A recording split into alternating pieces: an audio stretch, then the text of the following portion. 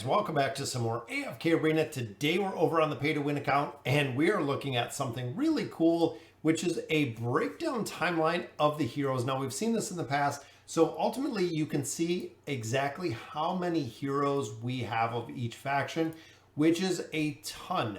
Lilith has went on kind of a binge, one or two new heroes every single month for the last consecutive couple of years actually. So we've seen a lot of heroes coming out of here, celestials, hypogean heroes, even seeing double dimensionals. It was absolutely pandemonium when Arthur was released, being the only dimensional hero, and now you can see, guys, we are 11 dimensional heroes thick.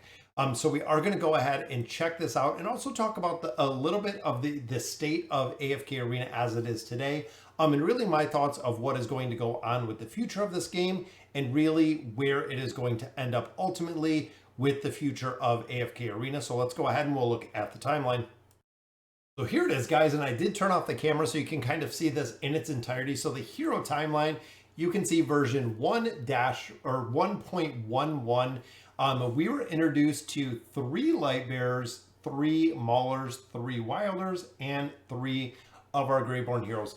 Back in that day, Shamira absolutely ruled the entire Greyborn faction. In fact, ruled the entire game. Her and Brutus together. Brutus, of course, had the immunity. Only hero in the game to have an immunity. And that is where we started, guys. So we're going to start and just run through this. And again, it is some nostalgia when you kind of look through. Then we got Nemitsu on 12/13 of 2018. That is right, guys. 2018 is when Nemitsu dropped. Still remains the only support hero that we have seen within the Mauler faction. So it's going on, what, 3 years that we have not seen a Mauler support hero. So a little bit downgraded from that, Lilith. We definitely need some more support when you've been pumping it into all of the other factions. We've seen Warwick introduced. Warwick is a hero that is still used to this day in a lot of meta formations.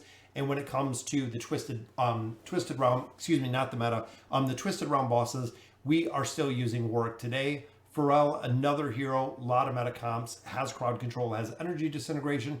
Almost absolutely not used, which might be some of the heroes they are going to utilize with the Awakening event. So looking down here, Lucius, Thane, super strong when they were released. This is actually around the time when I joined AFK Arena. Tassie, of course, crowd control. Thorin still used in pretty much every cheese formation that we have today. Then drops Athalia, guys. Now, Athalia was the first Celestial hero, so the Celestial heroes were released with this patch. 1.15 was Athalia. It brought in Folks, it brought us Sirius, 2 heroes that were not used very much, but it did bring in Scrag, and he brought mitigation, but ultimately not too good in the very beginning because they did rework him a little bit later. It also brings in Aziz at that time, that is right. Then the Game Changer, guys. These were 2 heroes that kind of worked in conjunction, Sophia and Iran, with the beginning of what is going to be known as the 5 pull, the Lucretia pull, whatever you want. But this was the game-changing time when you had Sophia in there doing Scatterbolts, Falling Sun, in that Spectral Disruption that Iran was pulling heroes right into. Absolutely awesome. Then we brought in Nara. Nara, another hero, was the game changer. First one that could actually go through shields, which meant that Brutus's immunity up until this point was never challenged. Now you had Nara targeting specific heroes and also killing them out and killing Brutus, guys. Best feeling back in 2019 when Nara was killing out Brutus through the shield. Awesome to see. Then we have some of the unique situational heroes like Kelthar. Never really made it into the meta other than the Thorin cheese comp for the fact of switching places, things of that nature. Hendrik never really made a presence until we got his +60 engraving, giving him immunity, making him somewhat viable. Gorvo, Wilder team can definitely be used. And then we also do have Mahira. So now we're adding in a second Hypogean hero right here, which has Mesmerize.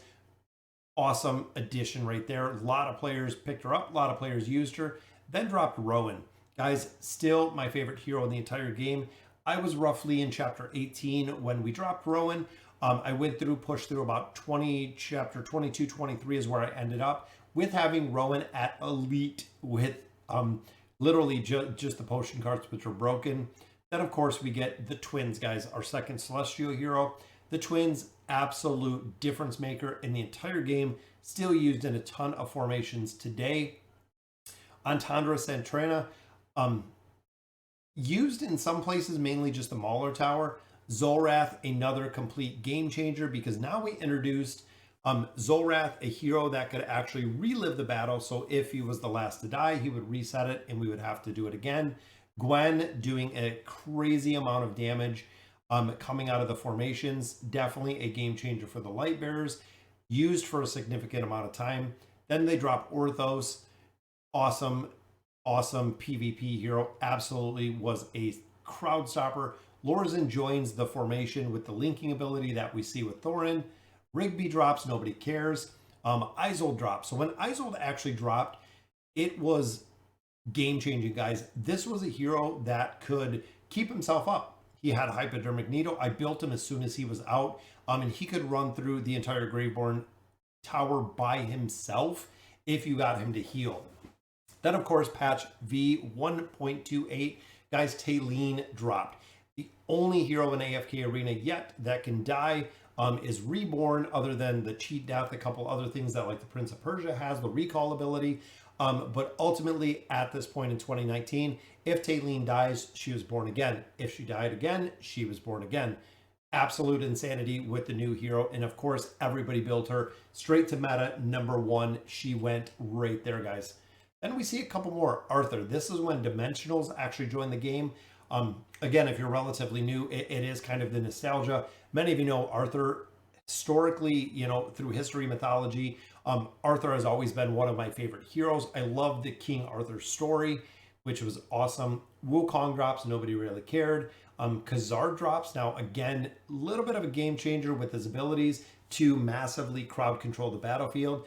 And this is when they introduced the heroes that could actually change the entire battlefield. So actually having the battlefield effects, I believe Khazard was the first one. We've seen it with the Sandstorm of Skrath in the second one, which again built the 5-pole. I know I believe we didn't have furniture at this point, but it was coming very soon. Solus dropped, nobody cared. Celia, same thing. Big meatball drops, nobody really cares. Same with Oden. Oden was a hero that nobody utilized. Oden was a hero that was reworked. Just like many of the heroes we see in here, he was actually completely reworked in later versions. When he was reworked, it made him absolutely crazy broken.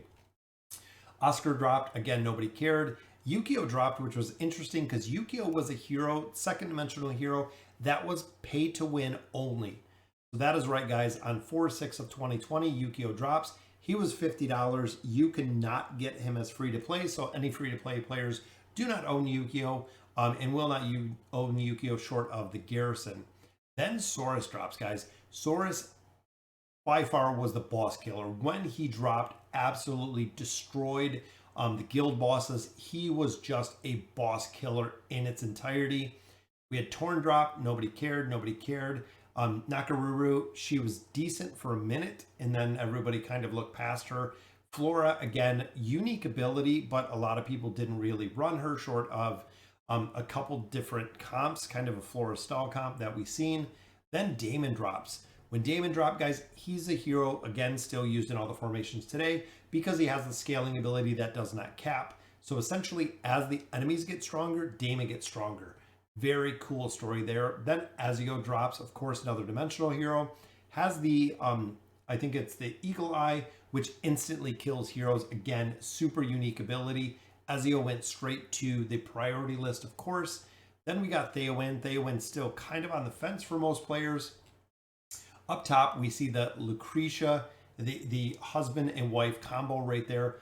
The Lucretia, game changer. Then we see double dimensional heroes. First time ever seeing the double dimensional used in pretty much every formation right now. Einzel Battle combo, definitely the best ones to have. Hippo finds a very unique place within the Portal Party team. We see Silas in there for the buffs. Mortis, similar to Twins, is in most boss formations now. Once he drops, it does lend a really big buffing ability to a significant amount of heroes, allowing heroes like Saurus to really throw their damage literally through the roof.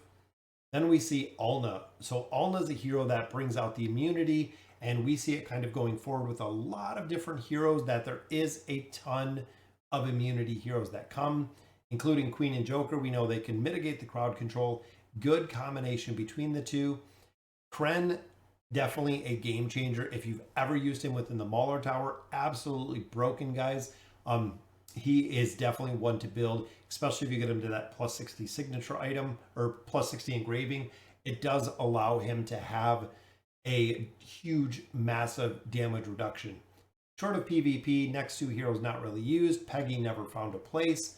Raku, of course, Wilder formations, a couple other places, does work very well. Same with Prince of Persia.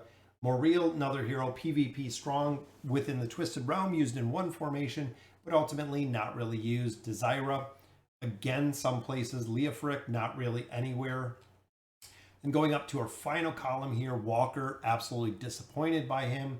Then we get Merlin. So we've had Arthur right now for what, 2 years, almost 2 years. So now we finally get Merlin. Again, another support hero just to crap on the Maulers because they're not getting anything. They get a mage. So of course they get another mage after getting, you know, a lot more damage, which she is kind of broken if you do build her up a significant amount, because she has an immunity which allows her to do burst damage. Then the wall drops, nobody cares. Hodgkin, a little bit of a buffing tank, but tanks don't matter at this point because it is about the crowd control. Morrow, so finally look at this, guys. From the time we seen right here in 2019, when we seen a really solid damage there with Gwen, 8/17 of 21, we see Morrow, which is actually a decent light bearer, which is the first one that we've seen in, 2 years, which is super sad. Zekus, a lot of people don't use. Granite is used for his shield. We have Leonardo da Vinci drops. The only thing good about him is the 9 of 9 furniture for the damage. Mishka, again, the 9 of 9 furniture for the ultimate ability for the stun. Alias, another good buffer. So now he actually joins the lineup with the twins and with Mortis. Very strong on the buffing aspect. Truznar, not many people use Truznar. I haven't built on a couple of accounts. Don't really find a niche for him. Theskew, same, kind of drops off. Brampton seems to be very broken, what we've seen with Lucretia. Working super well in the 5-bolt. And then, of course, Little Peanut, a star, working super well with the Wilder team and giving out some buffs.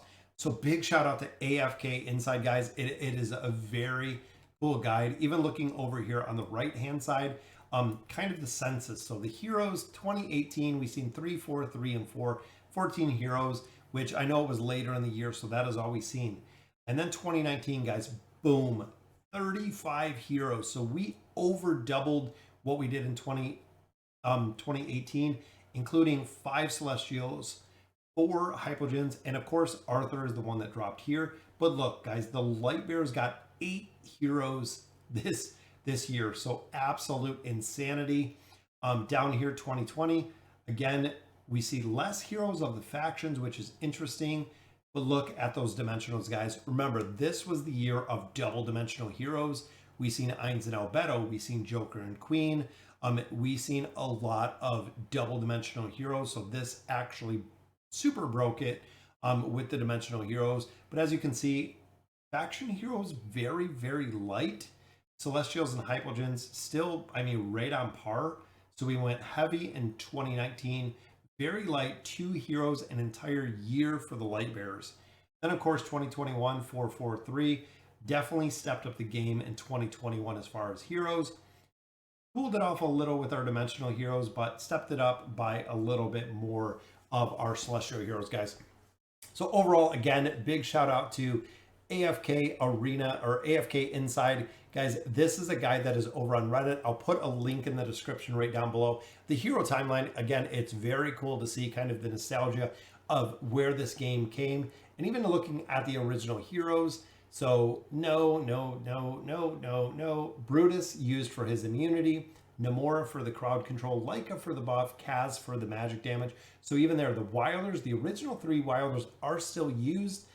Isabella, no, and then of course Grez is used. So out of the original lineup of the 12 heroes, we have what, 3, 4, 5 of the 12 that are still used. So again, very cool to see. And Nemitsu, always the very only Mauler support that we have at this point. So hopefully we do pick up another one.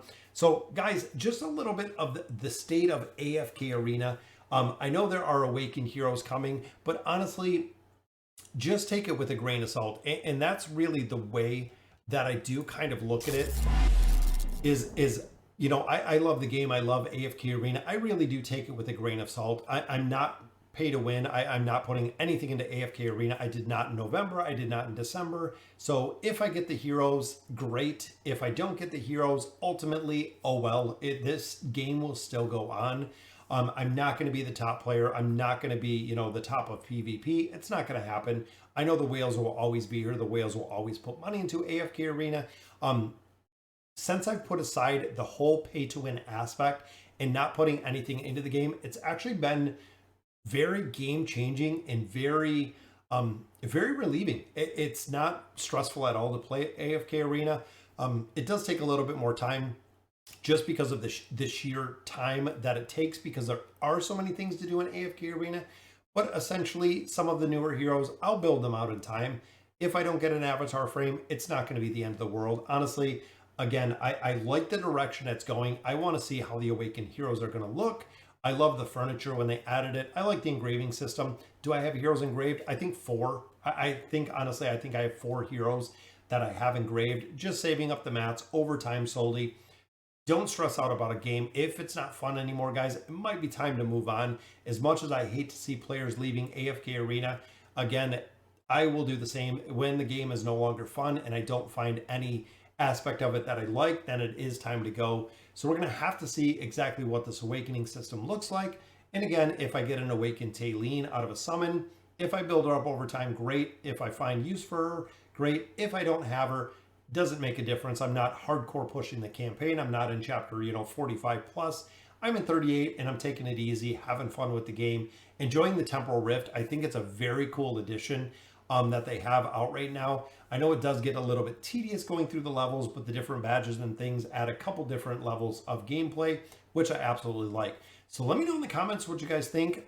Guys, again, AFK Arena is what it is. It's going to change. It's going to evolve. It's been a game that's been out for what, since 2018? So it's actually been a couple years. That far surpasses most mobile games. Most mobile games have a shelf life of about 1 year before it really dies out. And AFK Arena really didn't pick up anything until really the second year, going into the third year. It's declined quite a bit, but still considerably here, guys, and still, for me, a really fun game to play. Again, let me know your comments down below, and as always, thank you guys for watching.